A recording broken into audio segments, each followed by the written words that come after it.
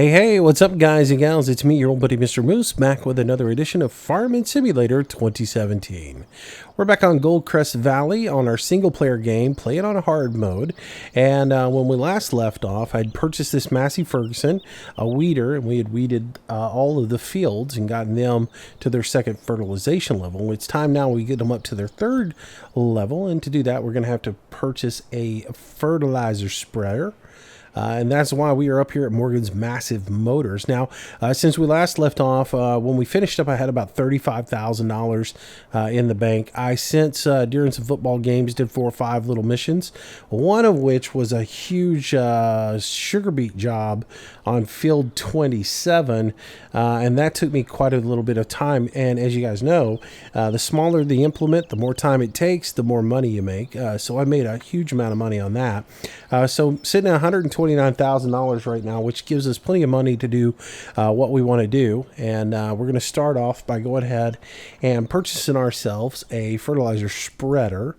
Now I could go with an Nervlin here, but and then the width of it at 12 meters would match the width of my weeder.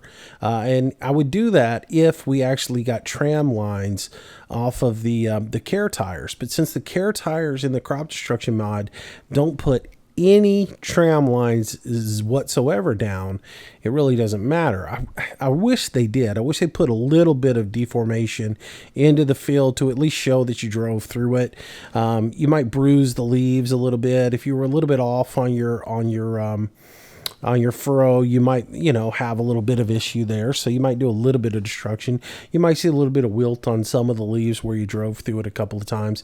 So if that were the case, I would use the Nervlin and match everything up, but it's not the case. So I'm going to get the Breedle, and I'm going to get the F2WS 4000, which is 4,000 liters fertilizer, $80 a day in maintenance, and it'll do 24 meters at a time, which will definitely cut down on the time spent in the field fertilizing. So we'll go ahead and select that.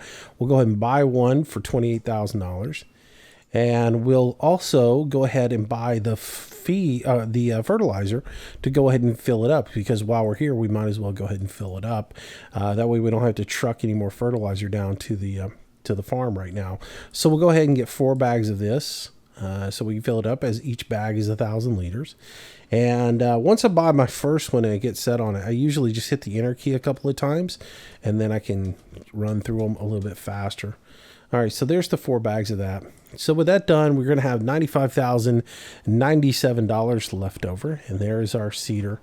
Now, look, I know I could just go ahead, back up to this, hit R at each one of these bags and fill it up, but that's not the way I want to play the game. The way I want to play the game is more realistic in the fact that we pick these up and actually dump them in there. So we're going to go ahead and get the Massey fired up, and I'm going to back up to that and actually get connected up to it.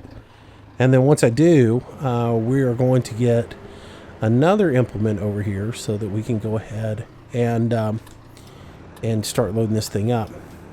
I discussed this at the end of our last video about actually purchasing a skid steer and leaving it up here, or a telehandler or something like that, and leaving it here at the company, and that way there would always be something up here to go ahead and handle our loading duties, and that's what we're going to do today.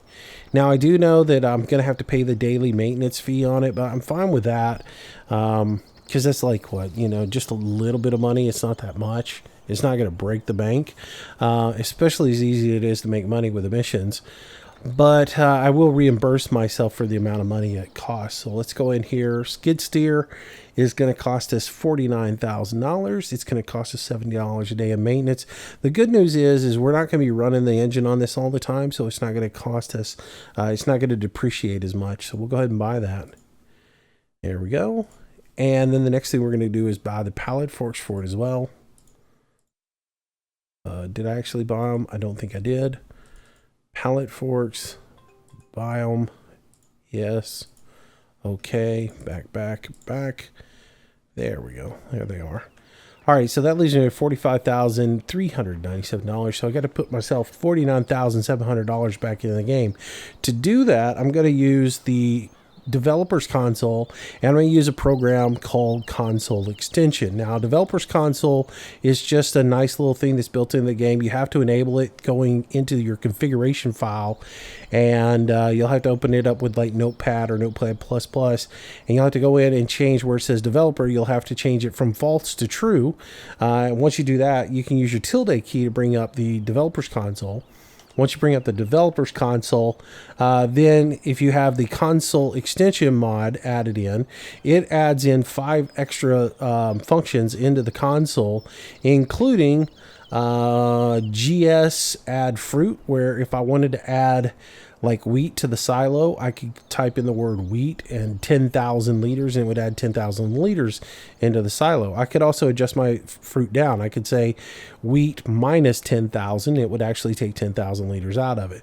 I can use GS add money. GS add money is where I add money into the game, and I'm going to add in $49,700.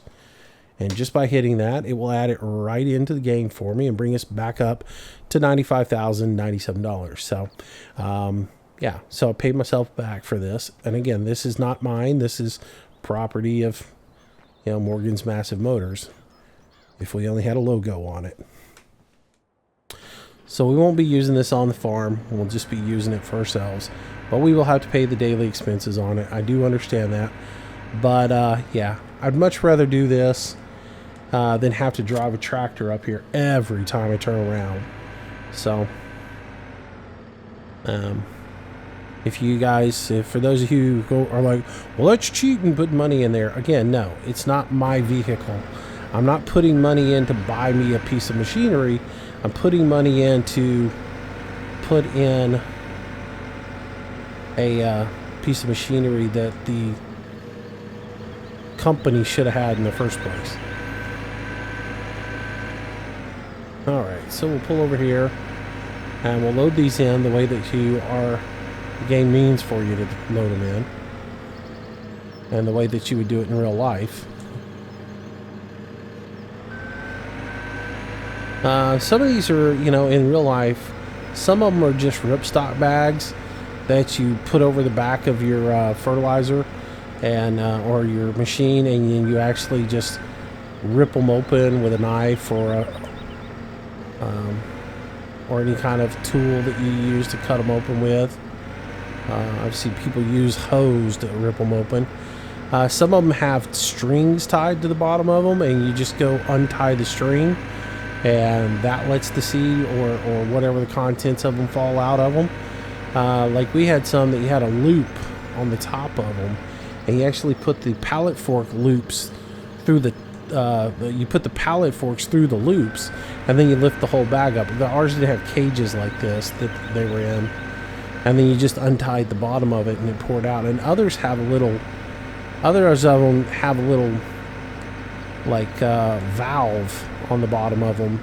It's just a gate that you can open, and that way, if you don't need to put all of the contents in at one time, you can open the gate, put as much of it in as you need, and then you can close the little gate off, and then you can preserve the remaining amount of content until you need it again.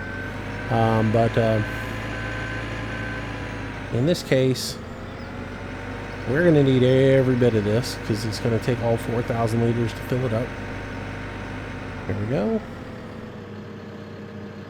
Get that filled up, and we'll back up. We'll do one more.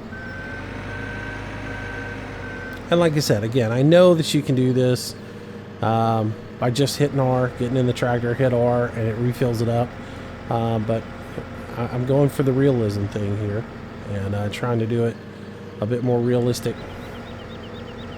like you would in real life. Because you certainly can't pull up to them, hit R, and refill them in real life. You gotta get out and do it.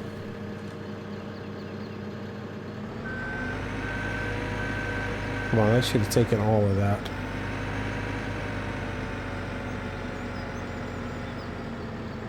There we go. Alright, so with that dropped off, we'll go ahead and park our skid steer now. And we'll be done with it until the next time we come up here and get some goodies. But we'll just back it right here. park it, lower that down, put the forks all the way down level, and then just get the tips down to the ground. No weights on the forks. There we go. Shut the engine off, get out. Alright, well that squatted them tires down, didn't it? We're going to have to add a little bit of weight to the front of this thing to balance it out. So let's get inside and we'll do that. I wish this was something you could actually do from outside. I wish you actually could walk up to the front and put a suitcase weight on there, but it doesn't really work that way, right? All right, so let's go ahead and slap on a little bit of weight. Select the front, and B adds in a little weight to the suitcase weights. So I'm thinking we'll probably just, that's got it about tilted forward a little bit. Yeah, that'll probably keep it from dipping when you accelerate, but I think that's about right. It looks good. And it took a lot of compression off of those back tires too by doing that. If you notice, if we take it off, all that squat to the rear, we can get rid of. Putting out a little bit of weight on there. Alright, so with that said, we're done. We'll go ahead and start her up. Let's head back to the farm and get to spraying. Get our fields ready to go. I had to fast track time quite a bit to get to the point where the fields are ready to go. But they should be ready to spray. So I've added in the light add-on mod, which now allows you, when you use your turn signals, if you turn so far, it will reset the turn signal and turn them off for you. So when I turn my left turn signal on here, and I make this turn, when I straighten back up, well, I think you've got to go past 90 degrees in order for it to work. We'll stop here at the stop sign. And we'll check, and then we'll go ahead and we'll make a full right-hand turn, and that should turn off. Nope, didn't do it. Disregard any information I said about that mod. It actually did it a minute ago, but I guess you got to make a pretty sharp turn in order for it to turn off. We'll try one more time when we turn into the farm up here. See if we can get it to turn off. But I did add that mod in specifically for that, so everybody didn't gripe it much at me about your right turn signal's on, your left turn signal's on. I usually pay attention to it when I'm on the road, but not so much once I'm off the road. If I'm on the farm, I really don't care about what lights are blinking, what lights aren't blinking. As long as the flasher relay is not driving me nuts. Alright, so let's swing out a little bit. I'm going to make a mighty abrupt right-hand turn. It still didn't turn off. A lot of good that mod is. Alright, so we're back on the farm here. And we need to spray some fields, so since we're right here, we might as well start up here. Alright, go ahead and turn our GPS on. We need to go ahead and auto set our width because we are 24 meters. And if we go ahead and hit that button, that should get us kind of close. And then we'll massage our course on over so it matches up to the edge. That's good there. That is good. That'll get us all ready to rock and roll on this. Lock her up. And we will start spreading. Oh. I guess it helps if I'm actually locked onto the implement in which I need to use. Yeah, see, like this, since there's no actual proper rows on this, we should be causing a little bit of a tram line here. And I wish it gave you a little... It doesn't have to completely destroy the entire crop like it does with standard tires and leave huge tram lines, but just little bits of tram line would be nice.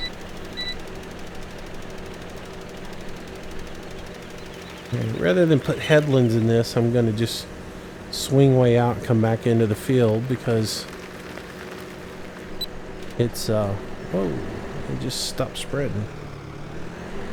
I got like a double press on the button there, I guess. Alright. So we'll run up through here, spread out a little bit more fertilizer. We'll get all these fields coated. And then after that, we're going to do a little something else. I'm about wore out on the missions. I got to be honest with you. I'm about tired of them. I hadn't done that many of them, but they're just monotonous. I'm not a big fan of the mission system. I like that they changed it up a little bit, but I think they missed the mark on it. I mean, if I'm contracting to do a mission, I'm not using somebody else's equipment and getting paid $35,000 to harvest their field.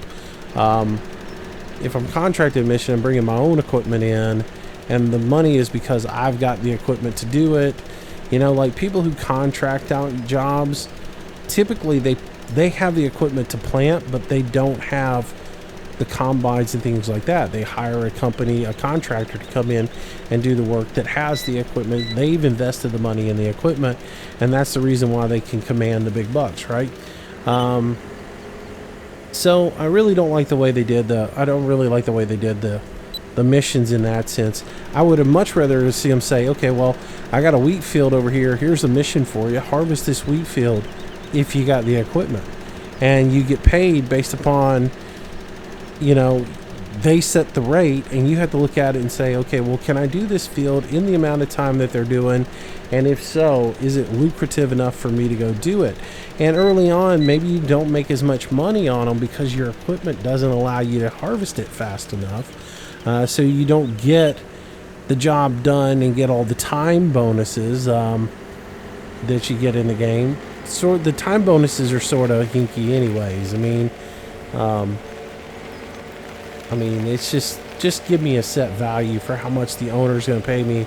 The owner, I mean, unless the owner says, look, here's the deal. I'm going to pay you to harvest this field, and you get X amount of money for doing it, but it has to be done by this time. If you can get it done, if you can get me this much done in this time, I'll give you a bonus because I can go set the market and you know, because maybe I've got a vendor calling saying, look, if you can get me this much corn at you know, before this date, I can pay you a higher price on it because it's in demand right now. You know, if that were the case, then maybe you got a time bonus on it. But for most part, you just get, you know, paid for doing the contract work. So, you know, I'd like to see it more of a, you can only take the missions that you have equipment for type situation, and then that way it encourages you to buy the equipment that you need. And maybe, you know, maybe you don't have a sugar beet harvester, and instead of harvesting that field with a, you know, with a homer because you don't own it, you do have the, you know, maybe the job pays enough to where you say, okay, well, I'm on the borderline right now. I've got, you know, I mean, I don't even know how much they cost, but let's say theoretically a rooster cost, you know, $80,000 for the rooster and another $20,000 for the topper, right? And you could say, okay, well, I've got the $100,000, but do I buy it or do I not buy it or whatever?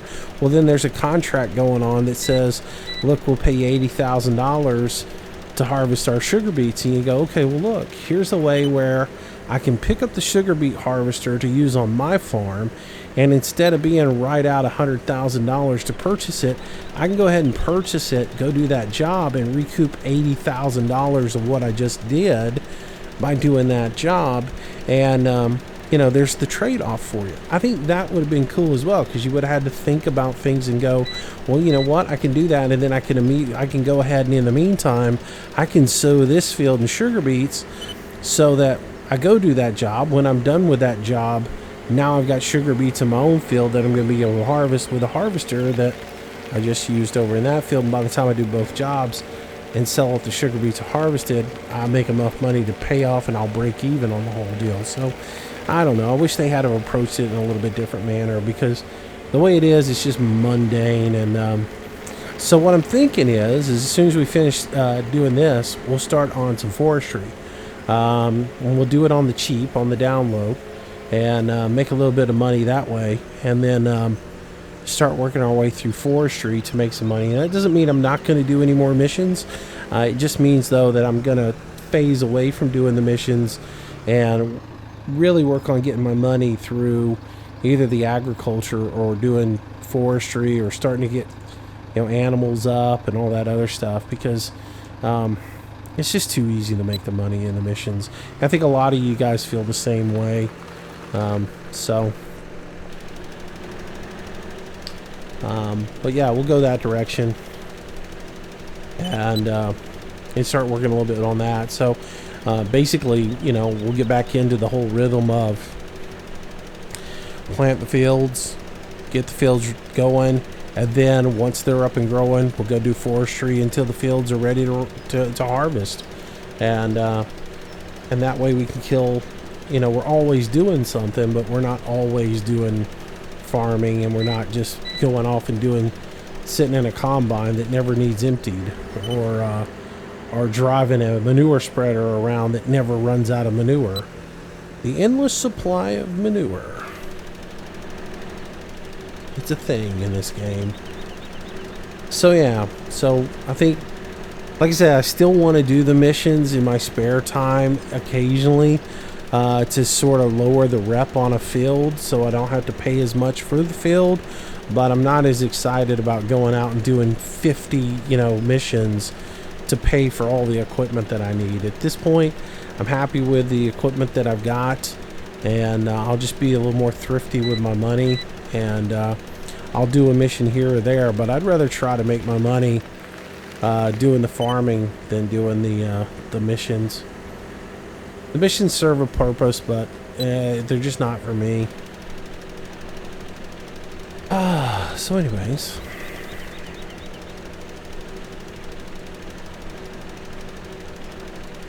so we're getting this all sprayed out. Guess I ought to take a screenshot here, get a thumbnail here going, and screenshot, and screenshot. One of those will work.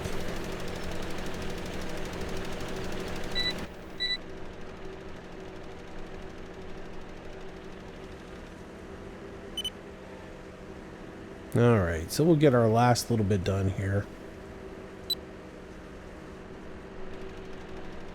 What else? What else? Talked about that. Talked about missions. Trying to think about what else is happening. Gonna be making some changes with the multiplayer server. That's something that's going to be going on. We've had some, the game's pretty popular right now, and there's a lot of people showing interest in the game. A lot of people curious about it, especially with the fact that it's, not only on PC, but it's also on console again this year. And there's a lot of people showing a lot of interest in the channel, and watching a lot of the live streams and everything.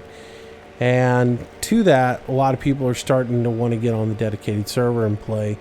And we're getting some people who just haven't read the rules, don't know the rules or whatever, or they just don't care about the rules. They're just going to get on there and cause problems.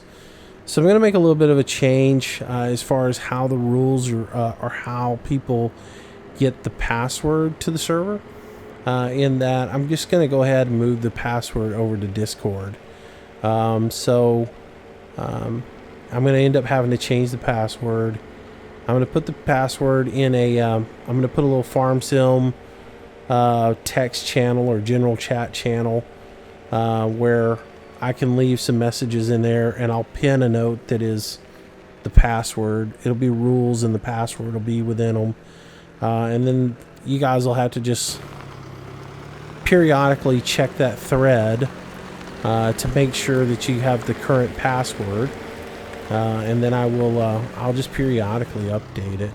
But the new protocol is basically going to be, if you get on the server and you act a fool, you're going to have to come through Discord to get the password in the first place. And if you come on the server and act a fool and end up getting kicked off of the server, you'll not only be banned from the server, but you'll also be banned from Discord. And that way you can't come back when we change the password and get that password and log in with some other account or something else like that and just disturb us. So it's that's going to be kind of the way too that we move from here on out. And that'll give me a little bit more way to control the server as well, because I don't want to be that guy that locks the server down and doesn't allow you guys on there. That's not the purpose of the server.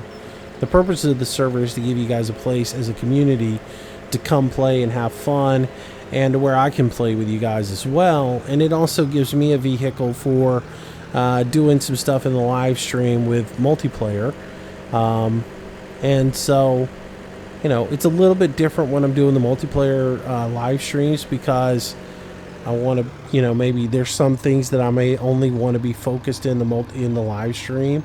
The forestry is one of those things. I can't just let everybody do forestry on the dedicated server, otherwise it's just going to become a nightmare. So with that said, but you know, we still do a little bit of forestry on there, just because I also don't want to jump onto another server and go, oh well, I'm doing forestry tonight on another server, and you guys are just, you know, I don't really care about y'all or whatever.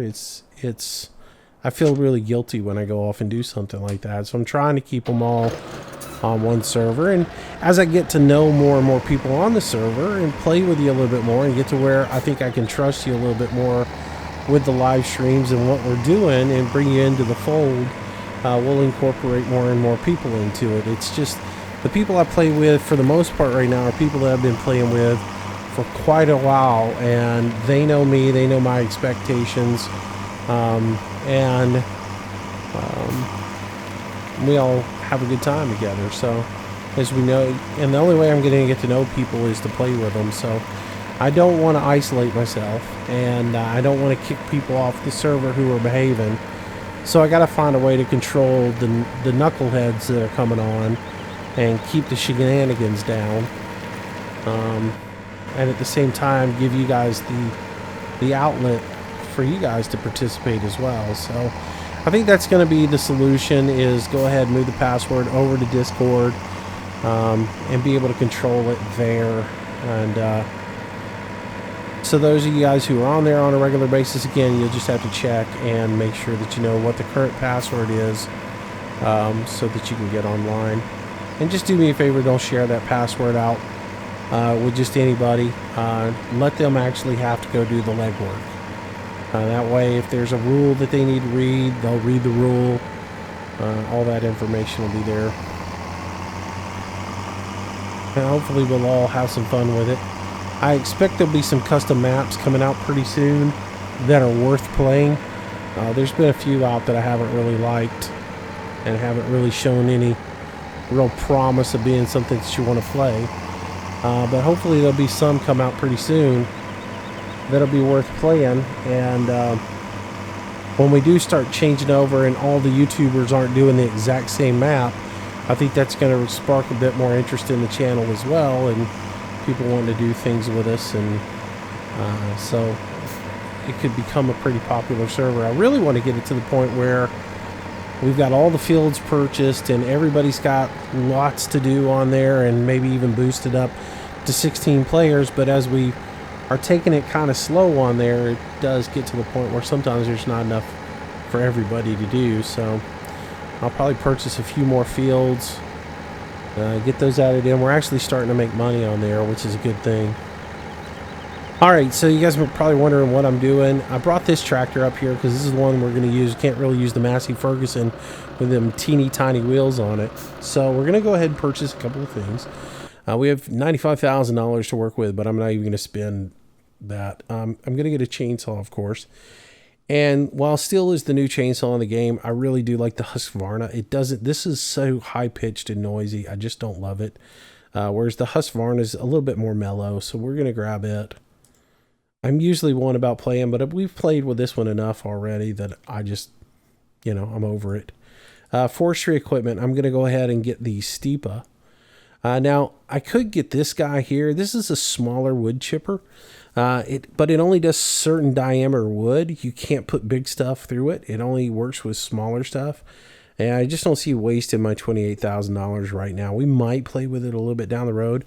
But this guy here, this is really what I want to get, because I've got an idea on how I want to do login on this series. I want to do it a little bit different than what we've been doing in multiplayer. So we're going to go ahead and buy this. We'll buy one. Yep. And then the other thing I want to go ahead and get is for the front loader, I want to go ahead and get a not that I'm actually going to use it to move log or pick logs up, but I want to get the log fork.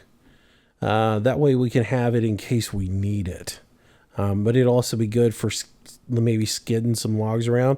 Because the one thing I ran in with the Steepa is it doesn't have the reach or the mobility that you have with the Buffalo. And because you're constantly having to get off of it and get in the tractor to do things, you sort of have issues with it's sort of cumbersome to move around. And so by having if you go ahead and use something like this to push the logs into one big pile, and then you can pull up next to it with the Steepa, and then you just do all your loading off of that one big pile, it seems to work out a little bit better. So that's the reason why I grabbed a log grapple, even though I probably won't use it hardly at all in operations. All right, so, and they've also changed the way the Steepa works a little bit. Let's go ahead and get this turned upside down like so, because I don't want to spear anybody while driving down the road. And we'll start making our way out of here.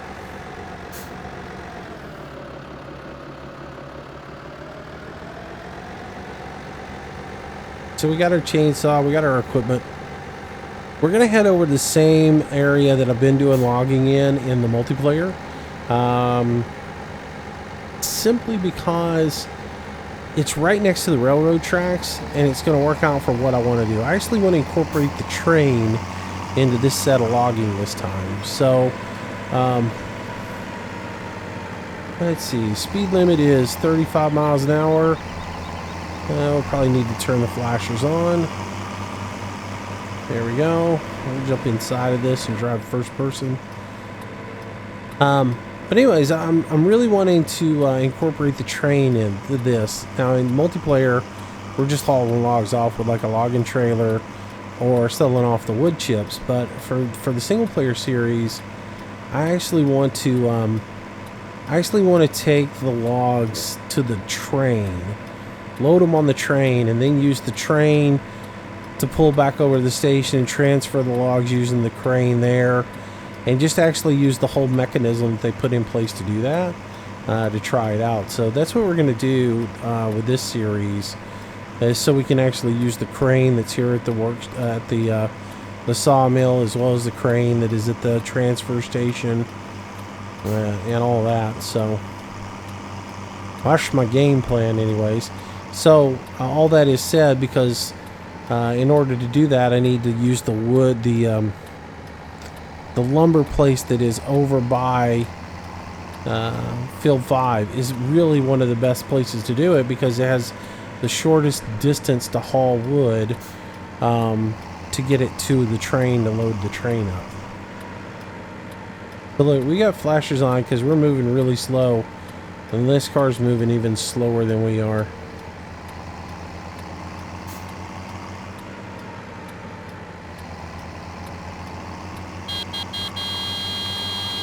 Slowpoke.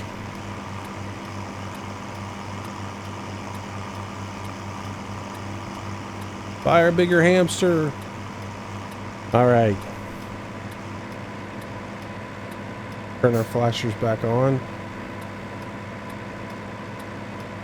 Yeah, the one thing about this is if you turn your flashers on and then you use your turn indicator, as soon as you do, it cancels out your flashers. So, yeah. All right. All right, coming up here to the pig pens. We're almost to where we're headed.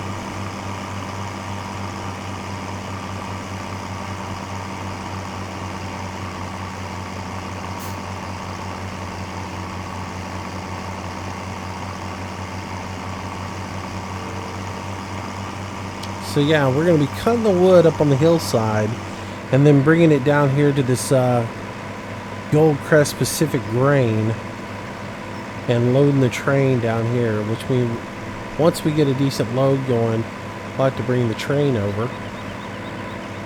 But yeah, we'll set it up down here and then we'll bring everything down the hill, load it there, and then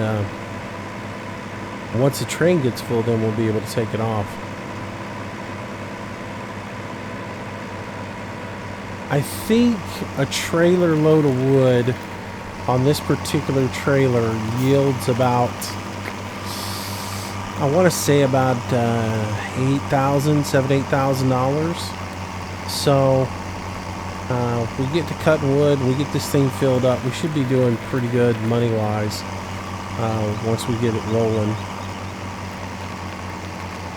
I think in the multiplayer we were hauling off a Flegel trailer full of wood, which is about 2 of these, and that was yielding about 18,000, I want to say.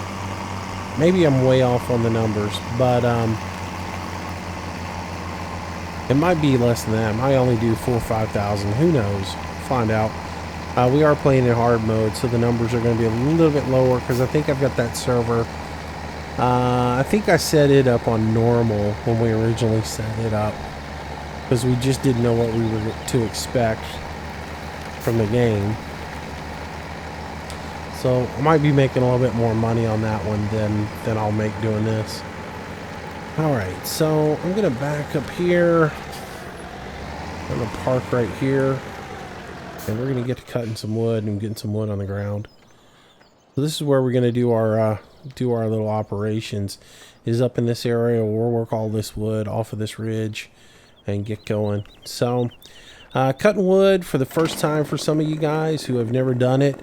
The biggest thing you want to do when you're cutting the wood, get your chainsaw completely flat. Don't cut like this on the trees. It ends up usually with the tree staying in place. One would think that if you cut like that, it would slide right down and fall down.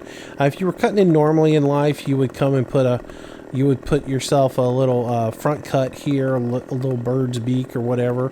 You would notch it out. I think it's called a kerf or whatever in real life. But you would put a notch in the front of the tree, and then you would come and do a back cut into that notch, and your tree would fall in the direction of that notch. Well, the game automatically puts the notch in once you've cut. So wherever direction you're cutting, so whichever way the bottom of the saw is facing is which way the tree is going to fall. So we're just going to come up here till we get the little blue ring. I'm going to use control to squat down, and then I'm just going to cut the tree. And again, the path in which I'm cutting is the path in which the tree is going to fall. You see that little notch that it put right there on the stump. And that tree is cut. Then you just straighten up your saw and run up these guys, holding down your mouse button to cut, and that'll delimit. And once you get the delimit, then you can bucket into the length that you want to do it. Let's drop another one real quick. And yeah, I want to get right about here. Oh, somehow I climbed up the tree. Alright, so let's push into this a little bit and get to where, being silly, let's go ahead and cut that one.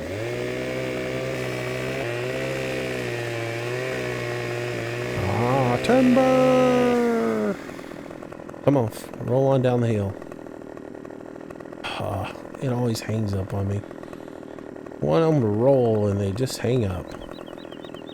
There we go. So when you're delimbing, as long as you got wood chips flying, you're cutting limbs off. And if you miss a limb, you got to go back through it to get that limb off. Like, okay, there's some limbs right here. Just move up. As long as you got wood chips flying, you're probably cutting the limbs off of it. You just want to be careful you don't get the ring and actually start cutting into the tree again, alright? So, you can rotate your saw if you want to. Usually if you run up one side or the other with it, usually it will get them all cut. And that log is down the hill. Good. Alright, so here's the secret to bucking these up.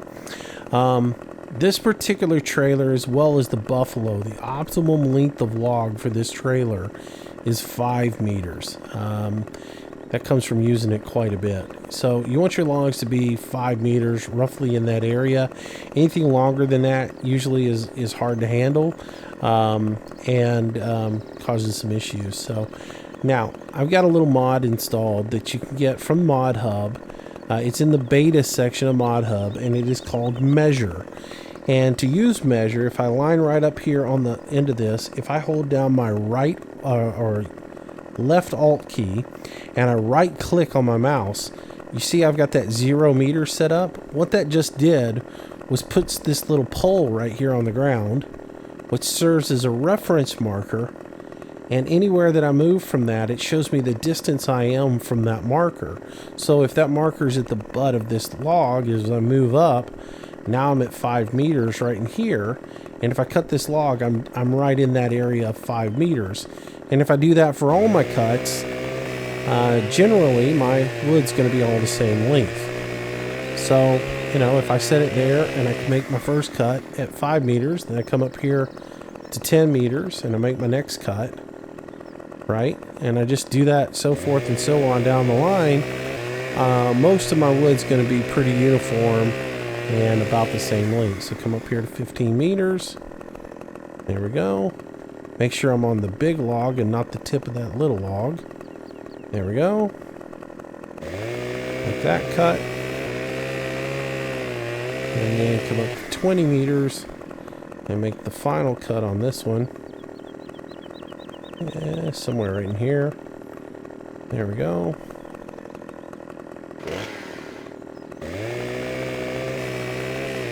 And that'll be that. And so there, that is all sectioned up. Everything's in about the right spot. If I want to get rid of that marker, I just hold down left Alt, right click again, it goes away. I can reposition myself for this one, do the exact same thing, throw it back up there, and then I can move down here, buck this log, and I can get it cut up. And then we'll come up to 10 meters. Do this one. Again, you don't have to be absolutely precise with it. It's just, it's giving you a better option than trying to rough eyeball it, you know? And it'll just make life a little bit easier for you.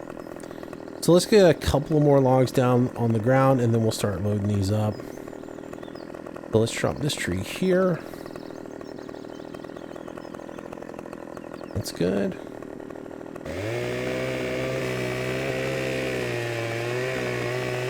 So with the new hand tossing of pieces, where you can pick things up by hand, it's not so much an issue anymore if you cut a tree and it stands tall. If you have one that stands tall on you and you cut it twice and it's still standing tall, get rid of your chainsaw and pull the middle piece of it out, that little sliver of wood that's there, and the whole tree will fall down. That's something I've come to learn as well. In the old day you had to, in 15, if you cut one that stood straight on you and it didn't fall, you just kind of had to chip away at it until it finally did fall. With this, you just got to make a cut. Your initial cut didn't fall, make a cut right above that. And if it still doesn't fall, pull out the piece that's left in the center by hand, and the whole tree will come down. That's been my general experience. So yeah, you never need to make, with this version of the game, you pretty much find that you don't need to make more than 2 cuts to get a tree on the ground.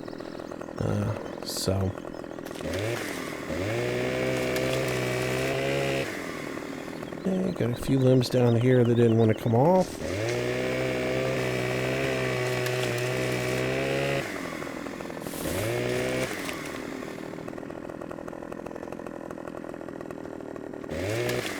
All of it. Looks like we got all of it. Alright, so we'll come over here. We'll set up our measurement. Get that set in place. And then we'll come up here to 5 meters. Right there. This is on an edge. I'm going to square my chainsaw up with it a little bit. I'm a little bit long on that cut. That's okay. Alright, so that's 5. And there's 10. Got that one.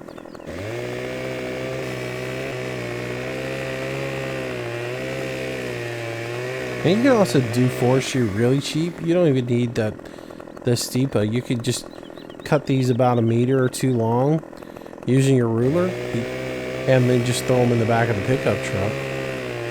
That'll work as well. You can do it however you want to do it.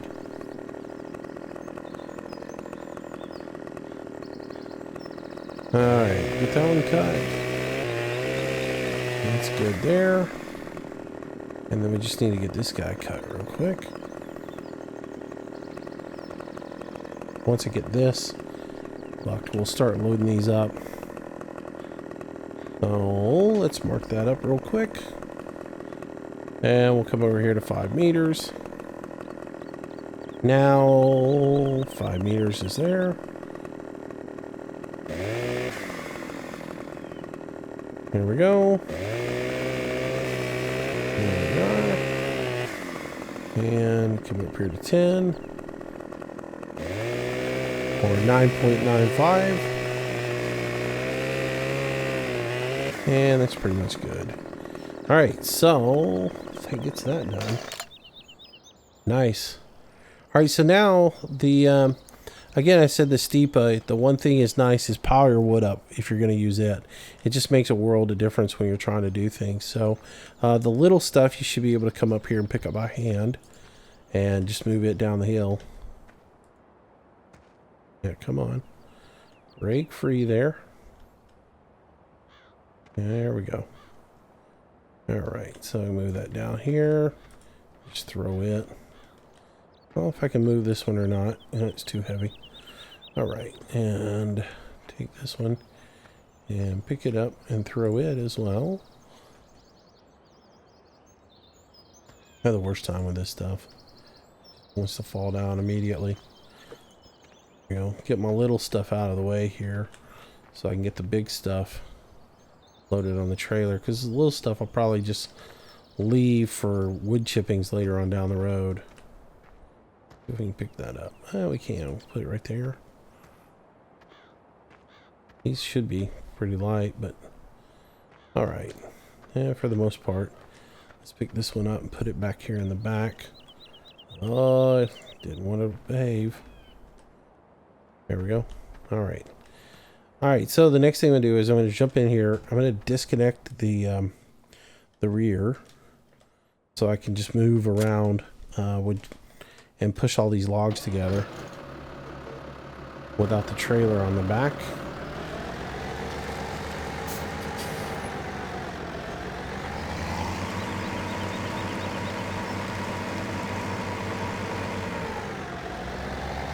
Yeah, we'll just run through here real quick. Completely missed the log that I was going to push. Yeah, we'll completely come in here, push all these logs up real close together, so it just makes it that much easier to get to them with that thing, because it seems like in 15 you were able to stay in the, like you could get in the cab of the tractor and then tab to the part of your camera view was the actual trailer thing, right? And then you could just change your camera view back to the Stipa. But in this, you actually have to get out of the tractor and go back to the Stipa and get in it to drive it. And if I'm saying that name wrong, I totally don't care. But yeah, in this one, you've actually got to get out of the tractor and go get in it, so it makes repositioning a pain. And it's not just change the camera angle like you can in the Buffalo, and so it's best to go ahead and get all your wood as close together in a nice little pile. A skid steer is really optimal for doing this.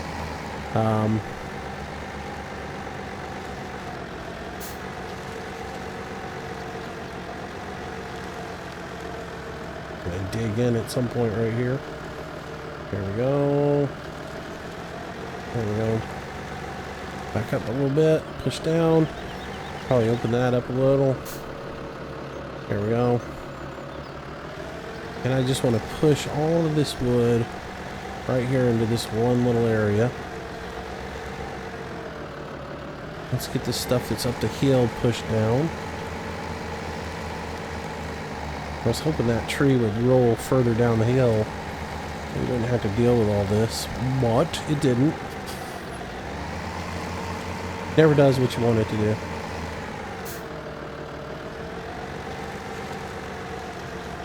Oops.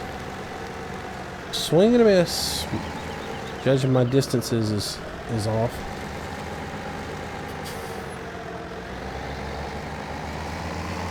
Still didn't get that thing all the way down the hill.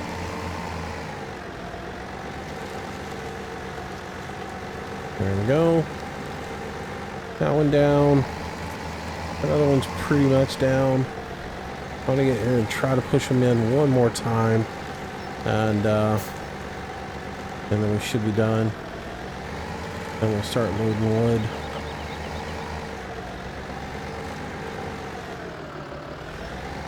All these stumps were running over. Oh, that was a good push. Alright, that gets a decent little pile.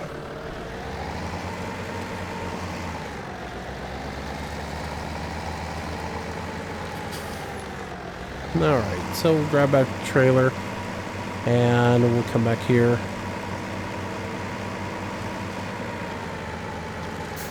There we go. Pull over here. We gotta put the outriggers out. All that good stuff. And we can start loading logs. You want to get as close as you can. This thing is pretty unstable. So you want to be as close as you can to your wood pile. That's looking pretty good right there. The other thing is make sure that you have this in the tractor that you're using. Make sure that you have the particular device that you're using selected. Like if I have the front end loader selected and I go get into the trailer, it will not let me use the trailer. It will only work that if I have the rear actually selected. So, or at least that was an issue I had before using this. If I had the tractor actually selecting the front end loader, when I got in here, it wouldn't actually work. You can't. I was able to the other day. Yeah, you can shut off the motor and still use this, which is kind of funny. You couldn't do that in 15, but you can do it now in this particular version. To use this guy, if we bring up the help menu, left control and Z switches over to the outriggers, so that you can put those down to stabilize yourself. And once you do that, you hit left control Z again, and now you can use the actual controls. Mouse and keyboard, however you want to do it. I use the joysticks. It just makes life so much easier. So I am running dual joysticks to my logging, and that's how I run it so smooth. I'm gonna switch over here to this cam view so I can see what I'm doing. And I need to get rid of those numbers, so I'm going to left control my mouse and get rid of those. Alright, so we'll just bring this down. Bring our wood all the way down, and then we'll bring it into the headache rack. And let go of it. Shaking around quite a bit. We should be alright. Alright, try to get some of the big wood first. And make a base in our loader. Hopefully this doesn't try to knock us over here while we do this. Oh, it's wanting to knock us over. Keep it low. Drag it in some. There we go. Pick it up now, so that we weren't out there extended as much as we were. So I'm going to pick this up. I want to roll this around here. It's easiest to load when you have the end that's tilted down pointing towards you. That way you can slide it in here a little bit easier. So I usually let the end that's tilted down come into the trailer, slide it all the way up to the headache rack, and then push it down and let go and let it fall in. And if it tilts out a little bit, I'll come straighten it up a little bit, trying to get all that nice and uniform. Alright, so spin around, grab another piece of wood right here real quick. Looks like I'm going to get 2 or 3 here. I only want the 2. Come on. There we go. Hopefully they'll stay together. I'm going to spin this around again. They tend to be tilted down a little bit here on this end. And I'll run them in here, picking up till they come all the way up to the headache rack. and spin them around a little bit so they fit in here a little bit better. Come on. There we go. Push them up to the head of your crack. Push them down. Go. Unclamp them. Notch that. Alright, see if we can grab another one. And so what we'll do is once we get a full trailer load of this, we'll move the train over to the train station and we'll run it down. Each time we have a full load, we'll run it down to the train station down there, load the train up, and then once we get a full train load, we'll take that over, transfer the logs from the train that you have here to the other train at the transfer station, and then we will run over to the sawmill and unload them there. It's a lot of steps to do, but again, it's all about enjoying the game for the game, and not trying to be realistic at the same time, and have fun with it. There we go. Get that right there. That should drop right in that slot perfectly. Alright, so what we'll do is finish loading this up. I probably don't have enough time to unload into the train. But we'll go ahead and get most of this wood up off the ground. You see, it doesn't take a whole lot of trees to fill this thing up. They come in pretty quick. There we go. And you can do it however you want. I probably will leave all the little tops on the ground and eventually buy a wood chipper and then just chip all that stuff up. But all this decent size wood, I will go ahead and load up. You tend to have problems. Now this is going off of what we experienced in 15. You tend to have little issues with the wood if you put stuff in here that's real small, like the tops, because the diameter of them isn't consistent or fairly consistent. The wood stack will want to move a lot, and you'll have issues with stuff trying to squirt out of the stack, and your stack constantly moving on you. So as many improvements as they made in the game, wood is still pretty nasty. It still performs pretty rough. We had issues on the multiplayer server when we went to transfer wood, and you had a full trailer of wood. It made everybody on the server lag out really bad, and it became a slideshow for them. So it ain't perfect. It still ain't fixed. All right, so here's what I run into with this wood, as far as, like I said, trying to get all your wood as close as you can. I can maybe get that piece. It's going to be a reach, and I'm going to have to be really careful with it, pulling it back, keeping low so I don't tump over. There we go. So I can reposition now, but those last two pieces I can't get. I'll have to reposition to get those. And that's what I mean, you know, make sure that you get your wood as close as you can, so that you don't have to reposition. Alright.